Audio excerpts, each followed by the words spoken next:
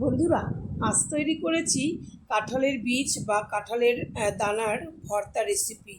এই নিরামিষ এই ভর্তাটা তৈরি করেছি গরম ভাতের সঙ্গে, খেতে কিন্তু দুর্দান্ত লাগবে। একবার তোমরা এরকমভাবে আমি যেভাবে তৈরি করেছি এভাবে তৈরি করে গরম ভাতে খেয়ে দেখো, অপূর্ব লাগবে। একটা নিরামিষ দিনে তোমরা যদি এটাকে তৈরি করো, এই এক পদ দিয়েই মোটামুটি খাওয়াটা কমপ্লিট হয়ে যাবে, আর মনে হবে না যে তোমরা নিরামিষে একটা পদ খেলে।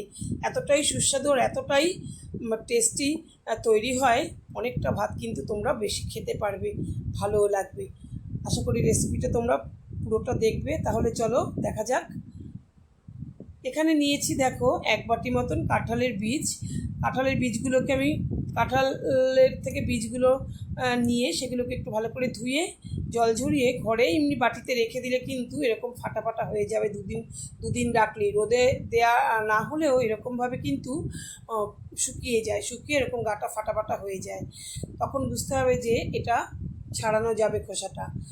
তারপরে এরকম আমি প্রত্যেকটা বীজ এরকম দুফালি করে কেটে নিচ্ছি।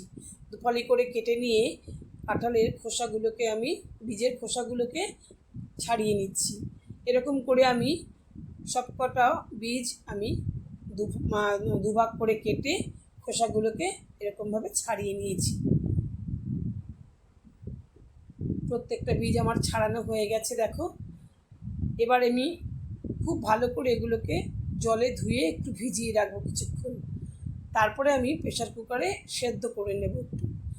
আর এদিকে আমি একটা কড়াই বসিয়ে দিয়েছি গ্যাসে। আমি 2 মুঠো বাদাম নিয়েছি, কাঁচা চীনা বাদাম। বাদামটাকে একটু শুকনো খোলায় ভেজে নেব। বাদামটা গ্যাসের আঁচটা কিন্তু কমিয়ে দেব, নইলে কিন্তু বাদামটা কাঁচা থেকে যাবে, ওপর দিক দিয়ে পুড়ে যাবে।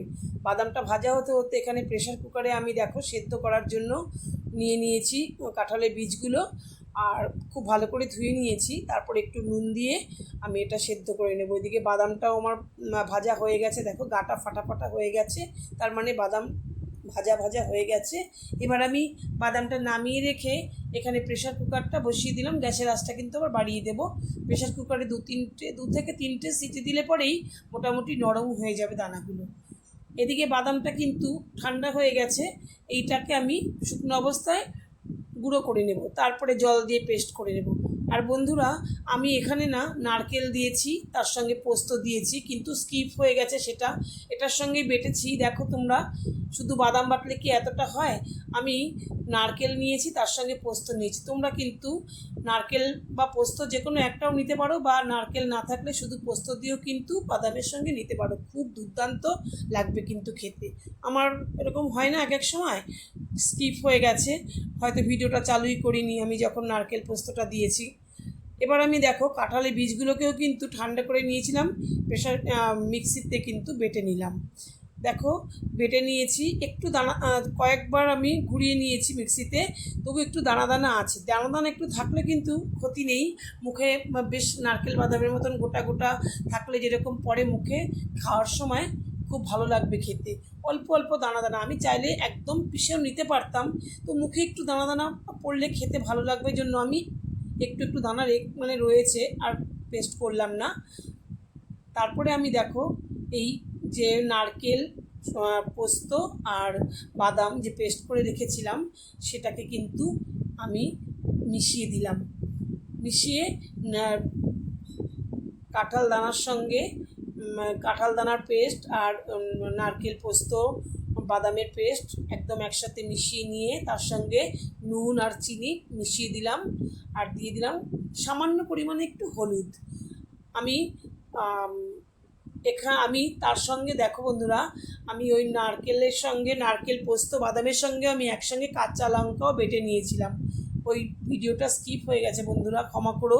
তোমরা কিন্তু ওটাকে দিয়ে নেবে, কাঁচা লঙ্কা তার সঙ্গে নারকেল পোস্ত তোমরা দিয়ে একসঙ্গে বেটে নেবে। তারপরে দেখো এখানে কড়াইতে 2টো শুকনো লঙ্কা ফোড়নে দিয়ে দিয়েছি, আর দিয়ে এবার আমি কালো জিরে দিয়ে দেবো তেলের উপরে। কালো জিরের এই বাটাটাতে কালো জিরের গন্ধটা খুব সুন্দর আসবে। আমার কিন্তু ওই পেস্টের মধ্যে সব কিছুই মেশানো হয়ে গেছে। এবার আমি কড়াইতেই তেলের উপরে এই কাঁঠাল দানার পেস্ট ঢেলে দেবো। ব্যাস, আমার কিন্তু কোনো কাজ নেই। এবার না, শুধু নেড়ে চেড়ে শুকিয়ে নেওয়ার পালা। 10 থেকে 12 মিনিট টানালেই কিন্তু এটা শুকিয়ে যাবে। খুব অনেকক্ষণ যে সময় লাগবে তা কিন্তু নয়, 10 থেকে 12 মিনিট পর্যন্ত টানিয়ে নিয়ে আমি তোমাদের দেখাচ্ছি। দেখো, অনেকটাই শুকিয়ে এসেছে। আরেকটু টানাবো, আরেকটু টানিয়ে নেব। আর এই রেসিপিটা বন্ধুরা তোমাদের যদি ভালো লাগে তাহলে কিন্তু তোমরা লাইক কমেন্ট অবশ্যই করো। নতুন বন্ধুরা কিন্তু সাবস্ক্রাইব করে পাশে থেকো। এবার আমি কাঁচা তেল দিয়ে দিলাম নামানোর আগে। কাঁচা তেলটা দিয়ে এবার আমি নামিয়ে নেব। একদম রেডি হয়ে গেছে গরম ভাতের সঙ্গে খাওয়ার জন্য। আশা করি তোমাদের রেসিপিটা ভালো লেগেছে, আর এইভাবে তোমরা করে খেয়ে দেখো। সকলকে আমার রেসিপি দেখার জন্য অনেক অনেক ধন্যবাদ জানাই। দেখা হবে তোমাদের সঙ্গে পরবর্তী ভিডিওতে। সকলে ভালো থেকো, সুস্থ থেকো।